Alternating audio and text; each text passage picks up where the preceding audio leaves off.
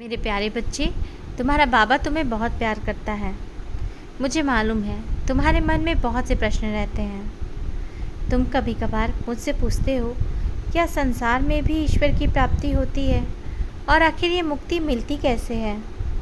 मेरे प्यारे बच्चे, हाँ, संसार में भी भगवान की प्राप्ति हो सकती है। जैसे कहा जाता है कि साधु संग और सदा ही उसके लिए प्रार्थना करनी पड़ती है। भगवान की प्राप्ति के लिए रोना होगा, ईश्वर से बार बार कहना होगा जो तुम चाहते हो उनसे।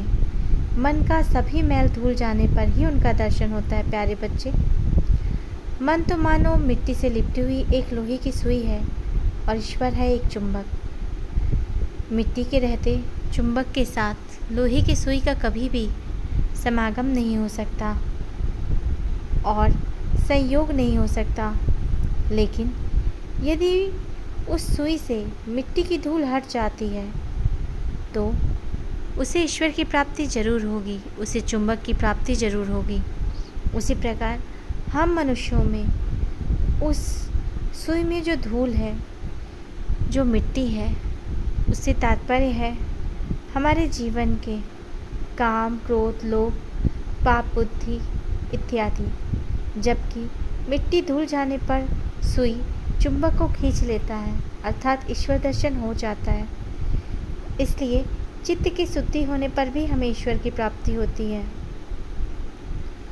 संसार में ईश्वर लाभ होगा, क्यों नहीं। वहीं हमें ईश्वर से या हमें साधु संग से प्रार्थना करनी होगी और हमें उनका ध्यान करना होगा। सभी की मुक्ति होती है प्यारे बच्चे, परंतु गुरु के उपदेश के अनुसार चलना पड़ता है। बहुत सारे रास्ते हैं, रास्तों में कष्ट भी होता है, मुक्ति बहुत देर में होती है, शायद इस जन्म में ना भी हो, फिर भी संभव है अनेक जन्मों के पश्चात हो। मेरे प्यारे बच्चे, तुम्हें सिर्फ अपने गुरु पर ही भरोसा करना चाहिए। अब तुम्हें ये मन में संशय होगा कि गुरु को कैसे प्राप्त करूं। हर एक व्यक्ति तो गुरु नहीं हो सकता। कीमती शहतीर पानी में स्वयं भी बहता हुआ चला जाता है और अनेक जीव जंतु उस पर चढ़कर जाते हैं, पर मामूली लकड़ी चढ़ने से ही लकड़ी पानी में डूब जाती है और जो चढ़ता है वो भी डूब जाता है।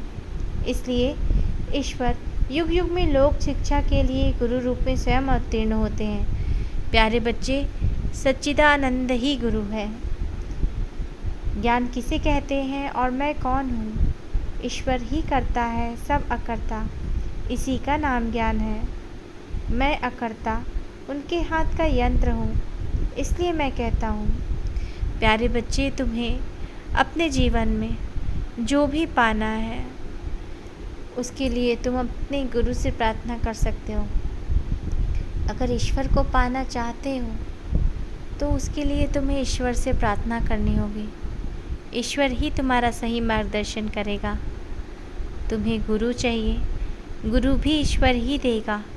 इसलिए अपने मन में हमेशा इस भाव को धारण करो कि ईश्वर ही गुरु है और गुरु ही ईश्वर। तुम्हें अपने इस जीवन में ईश्वर को पाना है। कुछ नहीं, बस अपना समर्पण कर दो अपने गुरु पे और सब उन पर छोड़ दो। ईश्वर अपना कार्य करो, ईश्वर अपना कार्य करेंगे और बहुत जल्द ही तुम्हें जो चाहिए, तुम्हारा जीवन जिस उद्देश्य के लिए मिला है, ईश्वर उसमें सहयोग कर स्वयं तुम्हें दर्शन प्रदान करेंगे। ईश्वर का दर्शन ऐसे ही नहीं मिल पाता, तुम्हें तुम्हारी सारी समस्त बुराइयों को दूर करना होगा। पर तुम सोचते हो कि इन बुराइयों को दूर कैसे करोगे।